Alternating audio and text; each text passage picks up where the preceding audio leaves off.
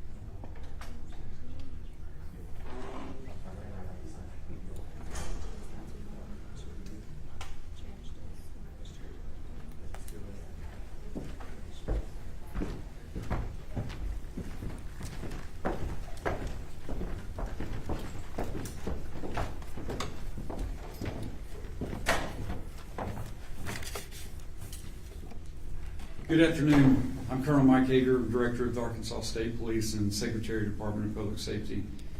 Appreciate you guys coming out this afternoon. We're going to just kind of go through some bullet point information, and I'm sure it's going to spawn a lot of questions. We're going to try to answer as many of those questions as we can. I want to introduce our partners. Well, actually, I'm going to let them introduce themselves, but we do have our two deputy directors, Lieutenant Colonel Mike Kennedy and Lieutenant Colonel Jason Aaron, that are with us, and I believe the rest of the people behind me will speak, and I'll let them introduce themselves. I want to start by thanking our investigators. It's hard to express the amount of time and effort and energy that goes into an investigation like this. You could see it on their face when we walked into headquarters last night, had the opportunity to see them, talk to them, thank them in person at the culmination of this. They're absolutely exhausted. They put every bit of their heart and soul into this investigation to get this suspect brought into custody and taken off the streets, and I cannot thank them enough for that. Also want to thank our law enforcement partners. We are truly blessed in Arkansas. It's not always common, and that's unfortunate, but we have a relationship with our state, local, and federal counterparts that's second to none. There was an incredible amount of cooperation and collaboration that went into this investigation. No part is less than any other's part. There's a total package that has to be looked at, has to be investigated, and these groups work together in a very impressive way, and we can't thank them enough, not just on this case, but in every case that we work within state police. To have that partnership with them is really valuable. I want to thank the public for providing images and videos from cell phones, home, and business security footage that directly advanced this investigation. We'll talk a little bit more about how that played out, but the information that was put out and the request for information back from the public directly resulted in this person being brought into custody. It allowed our investigators a starting point to move forward and to use their skills that they've developed over the years and their experience to bring this person into custody. We had about 500 tips that came in through our phone lines, social media. Not only were there a lot of tips that came in, and we're very thankful for that, but there's a lot of people that have to field those tips, and it's not all badge-wearing, gun-toting members of the state police or Department of Public Safety. We had a lot of civilian personnel that were tasked with that. There was a lot of time and energy spent on triaging those tips and making sure they went to the right people. And so we owe a great gratitude for that support staff that helped with this as well. Although everyone is innocent until proven guilty, we did confirm this morning that our suspect's DNA has been a positive match to the DNA that we suspected to belong to our suspect at the scene. During an interview with investigators, the suspect indicated that he did commit these murders. We executed a search warrant at his residence. There were articles found there that are consistent with being involved in this particular crime, and I will let Major Rhodes speak more of that or more to those details. We do believe he acted alone. We have absolutely no reason to believe that there's anyone else involved, and we do not anticipate any future arrest or any other arrest beyond this suspect. I'm going to go ahead and pass off to Major Stacy Rhodes. She can walk through a little bit more of the information, and I'll return to the podium and we'll answer any questions we can. Well, good afternoon. As he indicated, I'm Major Stacy Rhodes. I oversee the Criminal Investigation Division for the State Police. And I kind of want to walk you through how we initiated and progressed through our investigation. So, as you all know, we responded to a call for service at the state parks. Two young children were found and indicated that something had happened to their parents on the trail. That initial information that came from the kids gave us our first starting point, which was a description of a suspect. There was another witness at the park that we encountered that gave us additional information about the suspect and a particular vehicle that he was seen leaving the park. With that, we took the information, completed and let me kind of, we'll start there. So from there we had a pretty good description of our suspect. We did our initial release. Other witnesses came forward that were on the trail during the time that the murders occurred that did not see the murders, but brought forth video footage, photographs that they had taken on their day trip to the park. From that, we obtained a photo.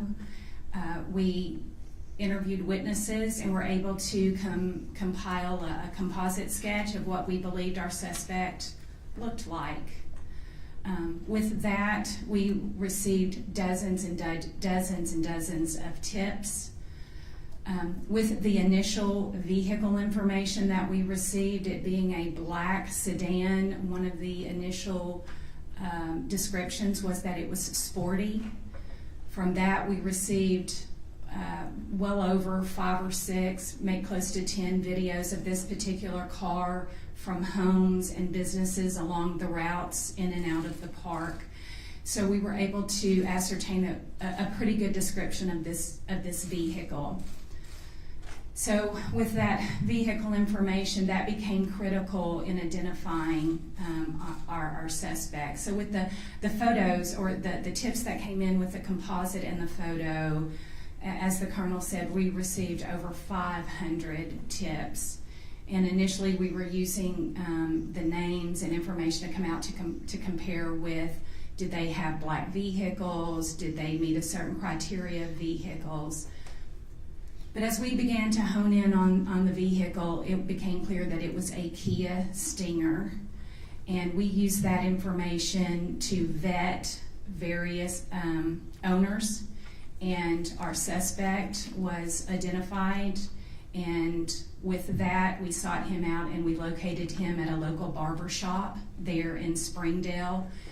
We took him into custody, and with that we spoke to him, and he made statements indicating that he had committed these heinous acts. And our job didn't stop there. We executed a search warrant on his house and also on the vehicle. We are still waiting a lot of testing at the crime lab. But as the Colonel said, DNA that was recovered at the initial crime scene matched his DNA that we pulled last night.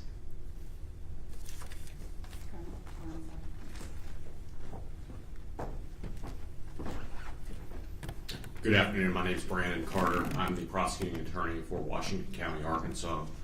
The first thing I want to say here today is that my thoughts are with the Brinks family. There are 3 girls who tragically lost their parents in this case. And although today is a good day for law enforcement, there's a shadow over it because of the tragedy that occurred on Saturday. I want to commend the state police for the work they did in this case. I couldn't be more proud to be an Arkansan today. I couldn't be more proud to be a resident of Northwest Arkansas right now, and am confident and satisfied with the work that law enforcement did in this case. Especially, I want to note the cooperation I saw between local agencies in this case. I could name them all off, but I have a list here of 7 to 9 agencies that worked hand in hand to quickly solve this crime, and I commend every law enforcement officer that worked on this case. I also commend any member of the public that provided us information that led to the solving of this crime. I want the public to know that they're safe. The defendant in this case is innocent until he's proven guilty. But I'm confident that we have the right defendant in this case and that the public need not worry going forward. Someday they're going to open Devil's Den State Park, and I'll be on the trail myself when that happens. The defendant will be spending time in Washington County Circuit Court over the course of the coming days. It is my intention to use the full weight of my office to bring this defendant to justice for the Brinks family.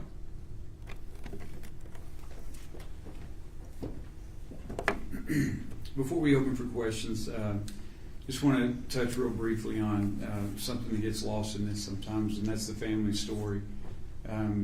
We've spoken to the family quite a few times over the last several days, and what we heard consistently is what a loving mother and father they were, loving husband and wife that they were towards each other. They absolutely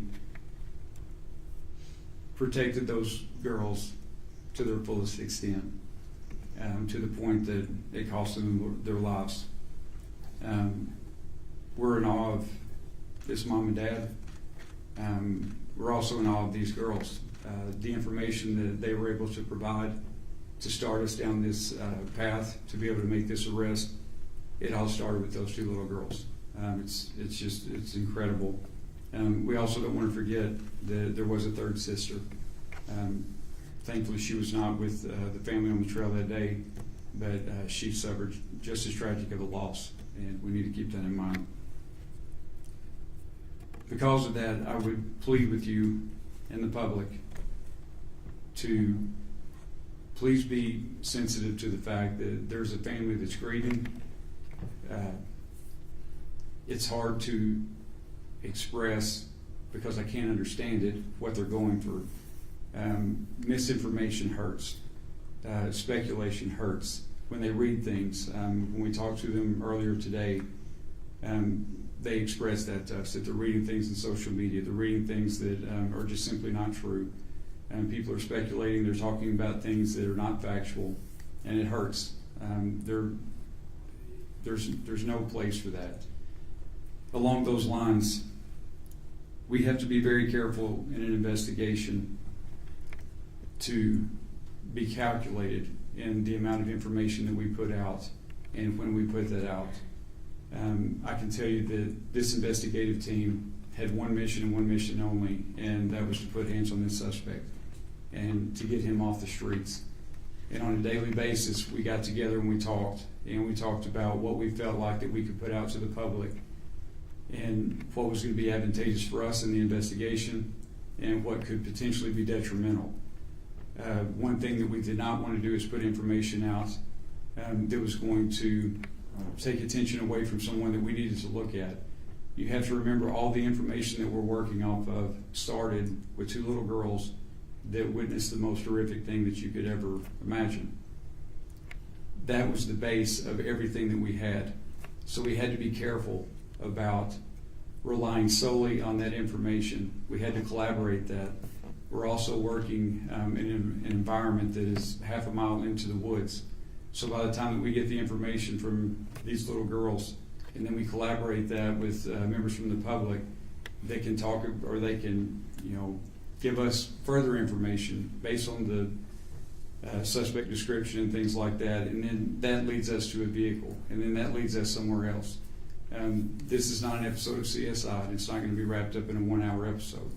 It takes hours and hours to develop that information, corroborate that information, and know that it's good information, and know that it's something that we can put out. The last thing that we want to be responsible for is putting information out that's going to hinder the investigation or hinder someone's their likelihood of calling us and putting us onto a suspect that we need to be looking at, because it didn't meet all the markers that we thought it should meet. So I hope you can be understanding of that, and I hope as we move forward from here that the speculation and a lot of the talk and a lot of the chatter, especially on social media, that people will be very sensitive to that. This family's been through enough, and they don't deserve to be victimized any further than they already are. And with that, I'll open it up for questions. Colonel, can you elaborate more on what was the reason behind this? What was the motive for this? Was this random, or what happened there? And what was the cause of death? How were they killed? As far as the motive is concerned, it's part of the investigation. It's two parts. The first part of the investigation is always going to be to identify and apprehend the suspect. The second part of the investigation is a lot of the whys and a lot of the details. That's still a part of the investigation. I can tell you that we have no reason to believe that there was any known association between our suspect and our victims. There's nothing to indicate that at all. It appears to be a completely random event. As far as the weapon that was used, it was a knife. Our victims died by stab wounds. Yes, ma'am. Thanks, Colonel. We've spoken to a few parents from students who he was their teacher in different states, and they all kind of gave this synopsis of perhaps he was a predator. Their children felt like he preyed on younger age girls during his time teaching in those states. We were wondering, have you been exploring any connections to the crimes that McGann may have been connected with, and any indication that this was his first time committing this? Was he after those girls? Were those his target? From what we know right now, we have no indication to suggest that the girls were his target. He believed this was his first time, that he just went to that one time that day. I heard potentially somebody suspicious could have been there the weekend before. Was he just that first time at the park, or do you think he was laying out and calculating? Honestly, that would be pure speculation on my part. Now that we have our suspect in custody, there's going to be a part of the investigation that's going to go back, and they're going to look at timelines, and they're going to look at kind of his movements leading up to that, and hopefully that will give us all a better picture of why he did this, how long he had planned this, things like that. But right now, that's all part of the investigation. It would simply be speculation on our part. I believe he was injured as well. Can you elaborate on that? During the attacks? Yes, he was injured. I do not know the specifics of those injuries. I do know that his injuries resulted in blood loss, and it was that blood loss that allowed us to establish a DNA profile to begin with, and it was that DNA profile that was matched today against our suspect. I would assume that's any loving parent trying to do whatever they could to protect their loved ones. Absolutely. I would say you're correct. Yes, You ma'am. mentioned some articles found in the house. What was found?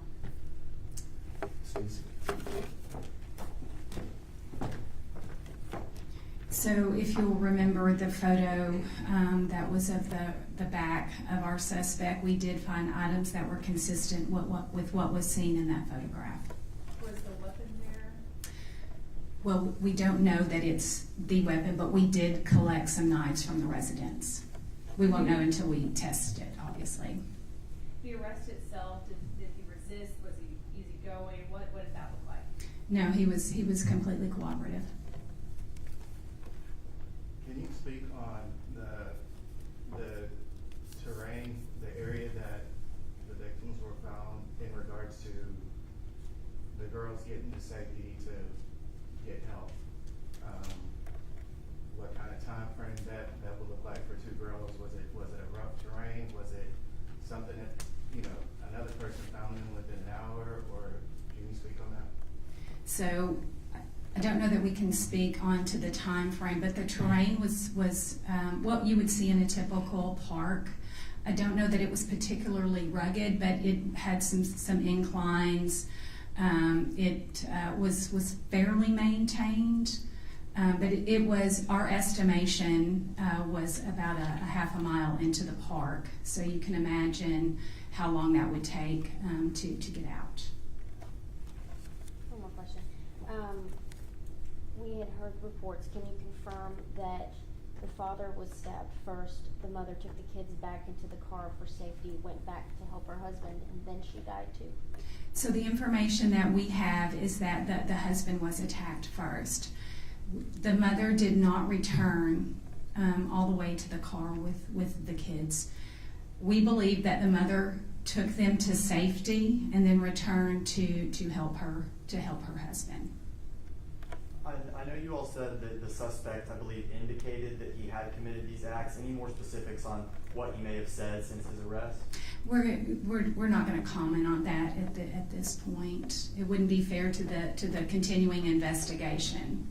And then I assume this would be for maybe more the prosecuting attorney, but do you know yet if you'll pursue the death penalty in this case, or what kind of consequences you might seek? This case certainly has the aggravators that exist where a jury should get to decide what the punishment for this defendant is. It is my intention to pose that to a jury. So the state will not be waiving the death penalty in this case. Have family members said that they want you to seek the death penalty? I'm not going to comment on that. Did he indicate he plans to plead guilty to this? Defendant's innocent until proven guilty at arraignment. I anticipate he will plead not guilty, as is custom. I don't know that there's a defense attorney in the United States of America that would allow a defendant to appear at their first appearance and plead guilty. So it is much, much too early to visit about that. Has he indicated he's going to seek a public defender, has a private attorney or anything like that? I'm not aware that a private attorney has been retained yet. If he can't afford a private attorney, I anticipate our local public defender's office will be appointed. I know that y'all spoke that Devil's Den will be closed for the time being, but what about other state parks and the concerns of family and tourists? Yeah, as far as the question of the state parks being open, I would ask that you send that to Secretary Shea Lewis and his team. I'm not sure, honestly. I don't know what the decision is on that at this point. As far as the safety of our public visiting those state parks, I would say it's absolute as it can be. I mean, it's not like we have a pattern of people being assaulted or attacked in our state parks. You're probably much more likely to be assaulted getting gas at a convenience store on the way home if you look at statistics. So to echo the prosecutor's comments, I would not hesitate to go to a state park today. I know you're still looking into it, Stacy, but have you found any more information about background? Last night you recently moved to the Springville area. Do you have more information you can share? And just employed by the Springville School District. What else can you tell us? So, I don't have a whole lot. Some of that we will look into. I can just tell you that we found that he lived in Texas and also Oklahoma and had recently moved here and had taken employment as a teacher. It doesn't sound like he was ever an actual teacher in Arkansas, but that he was a teacher in other locations. Right now we're completely focused on our case here, and we haven't explored any of that background investigation. I fully expect that other jurisdictions will probably reach out to us to see if they have any, if there are cases throughout the U.S. that may be connected to him. I fully expect that. But as of right now, he's the only suspect. He's not a suspect in any other incidences here in our area. That's correct. Not that we've been made aware of. That's for sure. Recently, moved here a few weeks ago, a few months. I believe it's been a few months. Yes, sir. Major, can you clarify? You said he made statements indicating that he had killed them. Did he flat out confess, or what exactly did he say? So I was not actually in the room when he was confession, so I'm not going to speak to, I certainly don't want to get that wrong, but just know that he did indicate that he had committed the murders. But would you call it a confession, or you don't know for sure? I would call it an admission. Does the suspect have any sort of criminal history that you all know of? No, he did not. Not any adult criminal history that we've been able to find, for sure. Did he indicate why Springdale's not that far from from the state park? Any indication why he, for 5 days, stayed so close to the scene, or was he planning on fleeing the area or the state at some point? There was no indication that he was going to flee the area. He actually had a residence in Springdale, so that's why he was in the area. But he gave no, it doesn't sound like he was making any attempts to conceal. He didn't conceal his car or any of those things. Yes, ma'am? Any history of mental illness? Not that we know. We're still exploring. We just took him into custody last night, so we're still, vetting a lot of the information that we don't know about him to this point.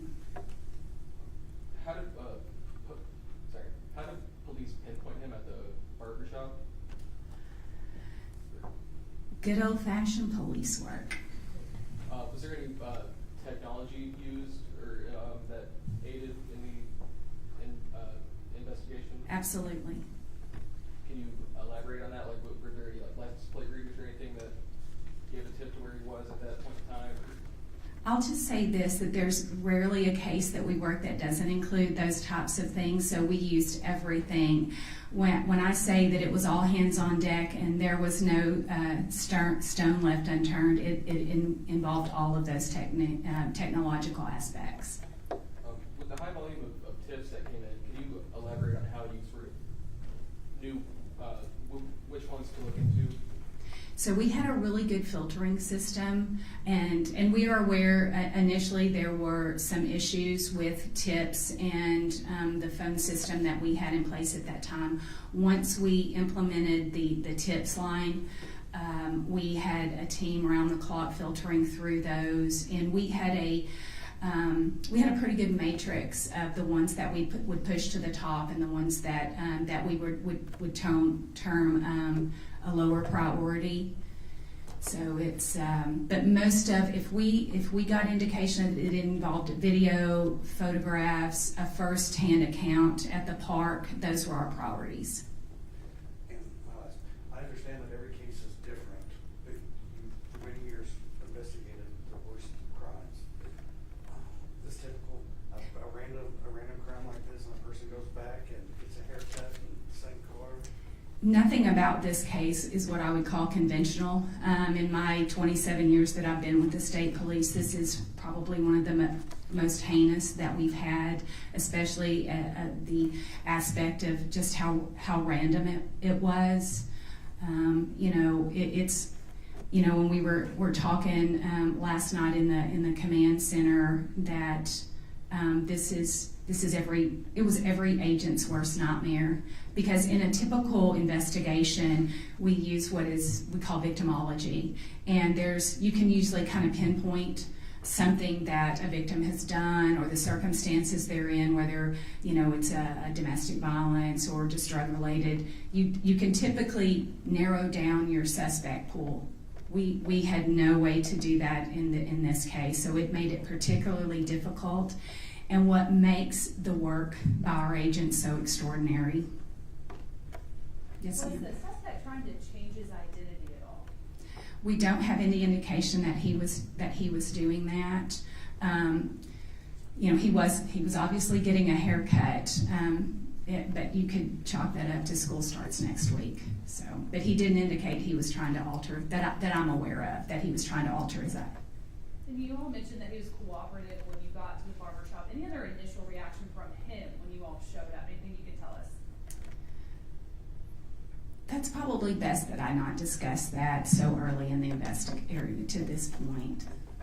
Can you speak on the role of social media in helping bring about the arrest of the suspect? I will say that social media did nothing to help our investigation. I would say that it absolutely hindered our investigation. As you heard the Colonel mention, the hurt and the just the emotional toil that social media gave to that family. It's so easy to be that keyboard warrior and question everything that law enforcement is doing. And I would just simply say that let us do our job. If you've got a tip, give it to us. Don't spread it on social media unless you're an expert. And if you're an expert, you're probably not on social media. One of the first details that y'all put out about the car was there was tape covering the license plate. Was that the case with his vehicle, and any reason why? Was he trying intentionally to cover up the license plate? Yes, he did use tape to conceal some of the things that would help identify his vehicle. Does that lead you to believe at all that he's done this before? There are indications, everyone speculates that there was a lot of thought that went into this to conceal his identity. I will say that, but on the other side of that, he was also very sloppy. So whether he committed something else, we don't know, but we are certainly going to explore that. How long between when you determined that he was the suspect that you were looking for and when you made the arrest? How long did that take? Within the hour. How long between when he began questioning until he confessed? I don't know that, I'm sorry.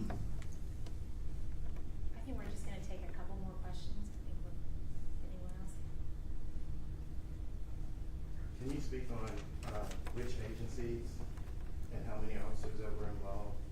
Oh, so in any agency that I missed, the colonel may have included this. I can tell you that the FBI was instrumental, the Washington County Sheriff's Office, the Fayetteville Police Department, just about every agency up there, the Benton County Sheriff's Office with their flock cameras, the Park Service, the Game and Fish. Who am I leaving out? Springdale, absolutely instrumental. They had a detective embedded with us from the very beginning, and anybody else? And just dozens of detectives that were all hands on deck, working round the clock to make sure that we made an arrest. The community deserved that, and that's what we gave them. And moving forward, the different agencies in supporting these kids, loss of both of their parents, if there's anything that you want to touch on with that. I'm sorry, I don't understand the question. I said moving forward and supporting the kids after the loss of their parents, like if there's anything that you want to say on that with the different agencies that were involved.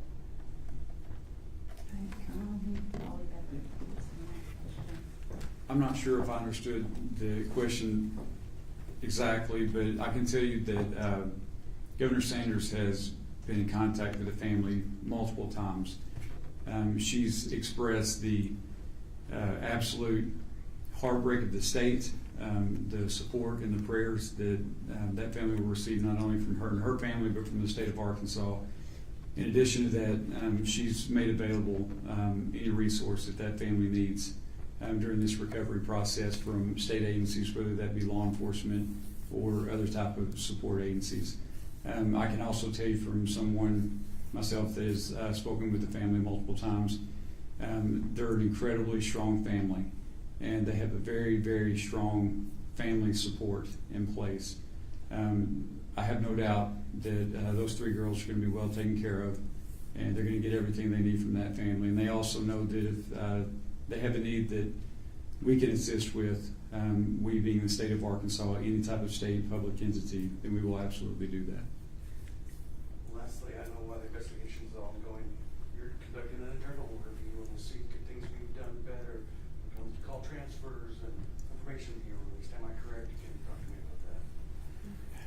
Yes, we will always, after any significant incident, we'll debrief it, and we'll look at what we did right, what we did wrong, what we could do better. I can tell you from our vantage point right now, it's hard for me to be critical of anything that our investigators did. They have, you know this, I know these guys, I know our capabilities, but you forget, honestly, until you see it play out. You see the level of expertise and skill. Cannot say enough about our investigators, and not only the skill set that they use to bring this suspect to justice, but just they put everything into it, their heart and soul. I mean, it was an impressive thing to watch, and so of what we could do better. I'm sure there'll be things, y'all have heard me say it before, our agency is comprised of human beings, and we're always going to make mistakes, and there's going to be things that we can fine tune, but from my vantage point right now, I have nothing but gratitude and respect for our investigators and the way this was handled. Colonel, one more question. Can you confirm when you spoke to him after the arrest that this was not, he didn't know them, he didn't know the family at all, this was just a pure accidental coincidence that he targeted them? I can confirm that, and again, as Major Rose said, I was not present for the interview, and I've not listened to the interview yet. But I can confirm that we have absolutely no indication, no reason whatsoever to believe that there was any connection at all between our suspect and our victims. I've got one more. Can you elaborate on the role that the FBI and federal law enforcement helped in the investigation? Yeah, so the first thing I can tell you is how blessed we are with their partnership. The prosecutor and the major both mentioned all the agencies that were involved. What's always nice about that is they don't wait on us to call them. As soon as this was known, as soon as it was made public, honestly, I don't know how they found out as quick as they did. My phone started ringing off the wall from our special agent in charge of FBI in Little Rock, from the sheriffs in the northwest part of Arkansas, the police chiefs in that area, HSI, you name it, just about every agency that you can think of immediately reached out to us for any support that we needed. I cannot specifically tell you what roles they played, but I can tell you that they played significant roles. There was, as the Major alluded to, there's part of the investigation that is looking at this from the standpoint that it's completely random. There's another part of the investigation that has to close the loophole of is there a connection at all between our suspect and our victims. And unfortunately in this case, our victims had recently moved here. Their origins are from California. They, I believe, lived in North Dakota most recently. So there's a lot of geographical space and a lot of people that had to be talked to. And we leaned heavily on our, not only our state and local partners, but other state and local, and absolutely our federal partners. I'm just curious about the communication challenges out there. I know we can't get cell service when we go out there. Right. How much did that affect the response, and how did that affect the investigation? Yes. The answer to that question is yes. It was very challenging. The fact that we did not have cell service and our investigators didn't have cell service, that other campers on the trail didn't. So, again, it kind of goes back to the type of information that was coming in, the amount of information that was coming in, and the time lapse of the information that was coming in. It all factored in. To say this is an unusual crime scene, unusual crime in just about every aspect, it was extremely challenging. And all of those things came into play, from lack of cell service to the terrain itself. I think one more, and then we're going to wrap up. Yes, ma'am. Are the kids in